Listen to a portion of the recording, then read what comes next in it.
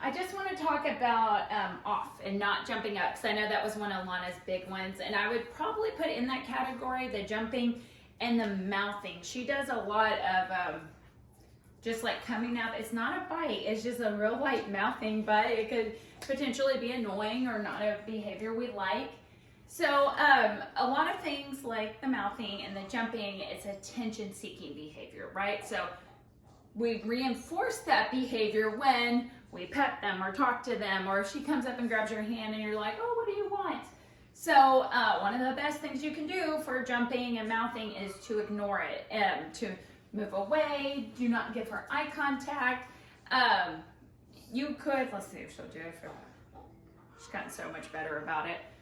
How about you? But I just really like, if she came up and did that, and I would turn. When she was out playing with the other dogs, that might be a time that she got excited and would be trying to get my attention.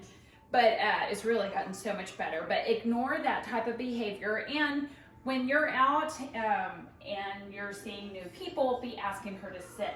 So a lot of times it's so much easier to tell our dogs just what we want them to do, rather than waiting for them to make the wrong choice, and now we're getting on to them, and then we're trying to get them to do the right thing. So luckily, because I have kids, we go out to parks a lot, and so Lana's got to go to those kind of locations, and we're just walking around doing lots of sits and downs and stays and just practicing good behavior despite the distractions. And then if kids come up, I would then cue her to down or to sit. Lana, leave it. Back in the plant.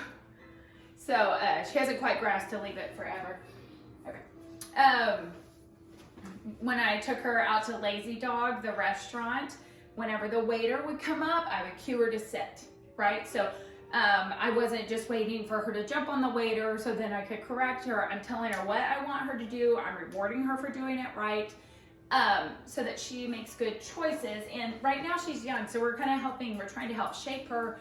We're trying to help make her, you know, kind of dig those pathways into her brain so that later, as she's an adult, she just does the right behavior, right? The waiter comes up and like, there's no way she would jump on him. The waiter comes up, she's gonna sit, because it's muscle memory, it's practice, because you've had her do it over and over and over again.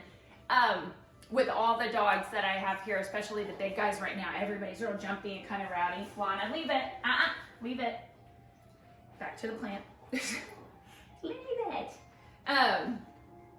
You know, when I first walk out into the room where the dogs are in their crate, whoever's sitting and being calm, that's the one that comes out of their crate first, and it's almost always Lana.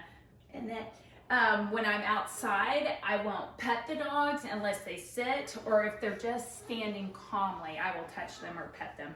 But what that does, it starts to teach them to sit, to lay down, to do those kind of things to get my attention.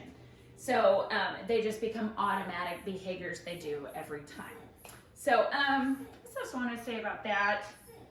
And we'll do an outdoor leash exercise here in just a minute. Okay.